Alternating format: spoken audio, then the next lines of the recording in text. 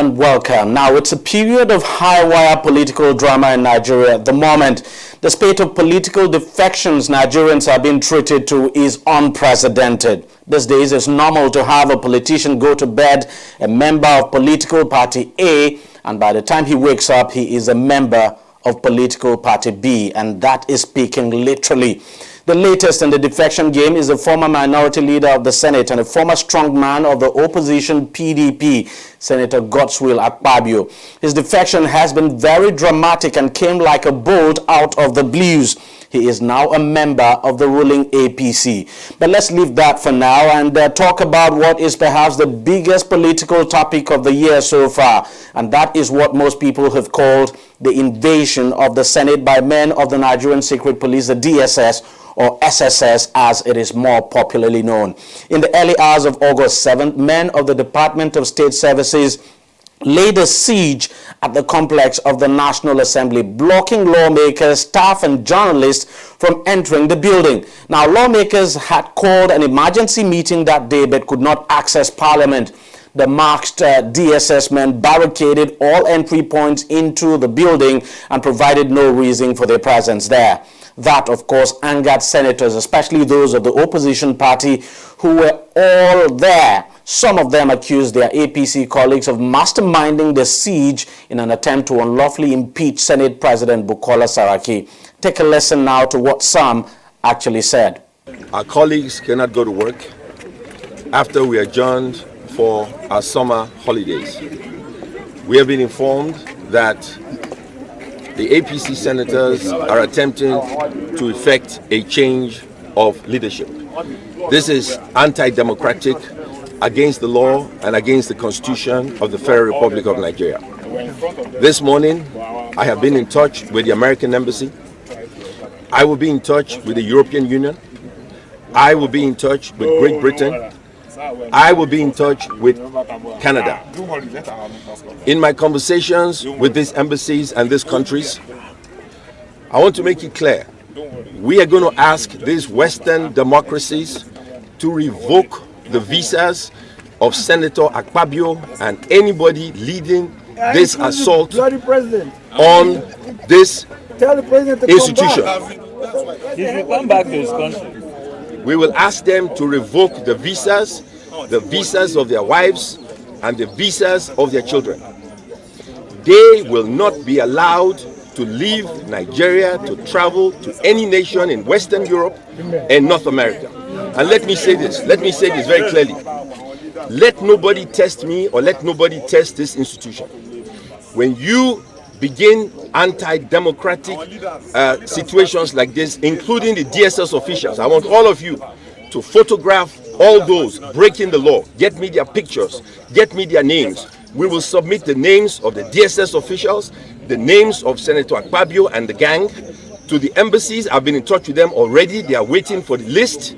And as soon as they have it, the request will go to Washington, it will go to London, it will go to EU, it will go to Canada, and we will make sure their visas are revoked. They're trying to access our offices. The security men have been asked to block all the offices, and beyond that, some people are being allowed to go into the chambers through another route, and we won't take that. We were all elected to be senators, and this impunity cannot stand. This is our country.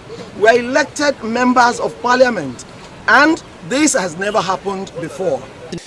Now, the standoff would later end with only lawmakers allowed into the complex. In a swift response to the surprising siege, Acting President Yemi Osinbajo summoned then DSS Director General Lawal Daura to his office to explain what his officers actually were doing at the National Assembly complex. The acting president's office later issued a statement announcing the sacking of the DSS DG.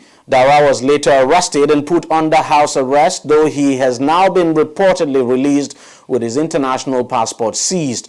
Osinbajo meanwhile condemned the siege, describing it as a breach of the Constitution. He also insisted that the federal government was not aware of the development and ordered that all officers involved must be probed. On the same day, Matthew Seyefa was announced as the replacement of Daura as DSS DG. Now, 24 hours after this drama, Senate President Bukola Saraki convened a press conference, what he called actually a war press conference, where he also condemned the siege and demanded a full investigation. This is not the change we fought for. We did not fight for instruments of state to be used to oppress Nigerians and the lawmakers. I know that I certainly did not fight just so that legislatures could be undermined and subject to this onslaught. There are so many lessons to be drawn from the ugly incident we all witnessed yesterday. For one, government must ensure that security agents remain neutral and act in line with the position of the Constitution as well as the enabling laws. Head of agencies should be accountable, and those who step out of line must be held responsible for their actions. Enough with impunity.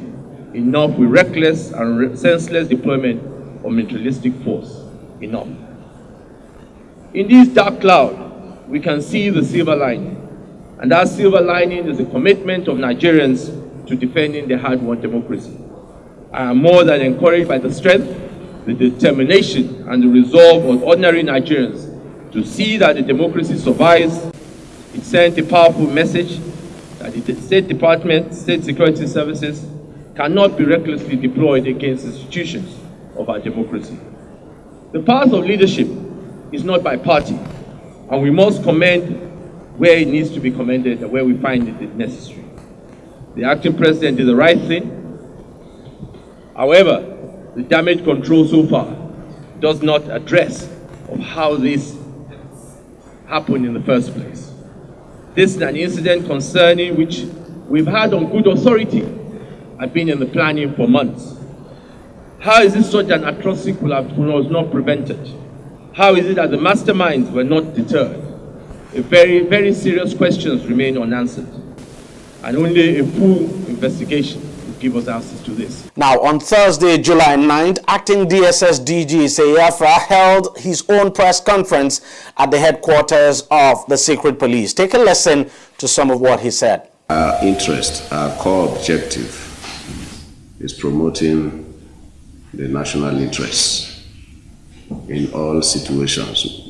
We have diverse interests in contention at any point in time, especially in a democratic dispensation. But we try to, in all these contending situations, in all issues that are being contested by various interests, we try to distill the national interest and, work towards attaining that interest. And of course, in an election year, you expect that these interests, these contending interests assume greater manifestations and all that. Our own is to distill in all this what is the national interest and promote and protect that national interest. A lot reporting is going on about the role of the service and all that. In all this, I want to assure you that we will continue to protect the national interest. We are also cognizant of the fact that we operate in a democratic setting.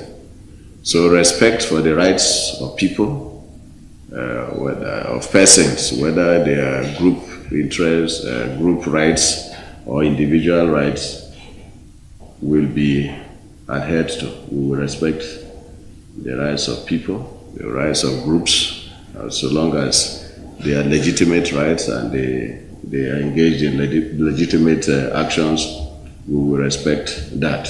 And we will work on the basis of our core rules and our core mandate, which is the detection and prevention of threats against the internal security of Nigeria. We will always bear this in mind. Now, reports of the investigation on the siege ordered by the acting president has since surfaced online. The investigation carried out by the Inspector General of Police, Ibrahim Idris, accused Daura of masterminding the siege on the National Assembly without informing the presidency or carrying other sister agencies along. Idris also questioned the credibility of an alleged security report which the former DSS DG reportedly claimed informed the siege. The police boss also sought Osinbajo's permission to extend the probe on Daura to a search of his home and also investigate all DSS officers involved in the siege. We're still waiting to see how this unfolds, but the APC, of course, has been responding to some of the issues Senate President Bukola Saraki raised in his press conference. Here's what National Chairman Adams Oshomole has been saying. I don't want to use the word lie to characterize the actions or the statement of the Senate President. But let us look at the facts. From their own statement, they said they were aware that the House, that the Senate President was going to be illegally impeached. And therefore, they mobilized thugs, they mobilized their journalists, cameramen and videos, to the Senate building. They had told the world that they have adjourned till 25th of September. Meanwhile, about 50 PDP senators were in the Senate. And for effect, they imported hundreds of thugs that molested one or two of our members that they cited in the premises of the Senate. And in order to give the lie, to expose the lie, I ask you as as defenders of democracy, did you find any APC senator in the Senate? So if APC senators were not in the Senate, and it is PDP senators that were in the Senate, what is the basis of the false claim that there was an attempt to carry out an illegal impeachment? In any case, Saraki is not going to be the first Senate President to be impeached, and I doubt if he's going to be the last. But definitely he will be impeached according to law and according to democratic norms.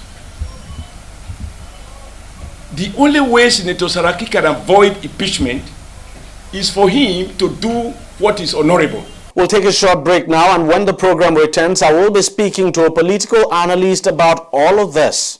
On Deji 360, we don't just ask the questions.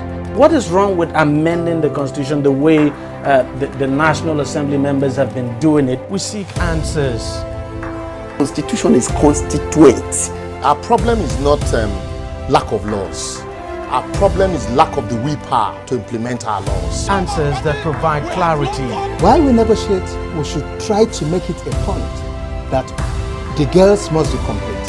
The clarity you need to make informed judgment so that you can make the right decision and take action. People are saying it is you politicians that are responsible for this, that you are the reason why this is happening. All these dollars that call themselves governors in this country? I wish we had people like Tony at the National Assembly. God forbid that I go to join that planet. Deji 360, providing clarity to issues.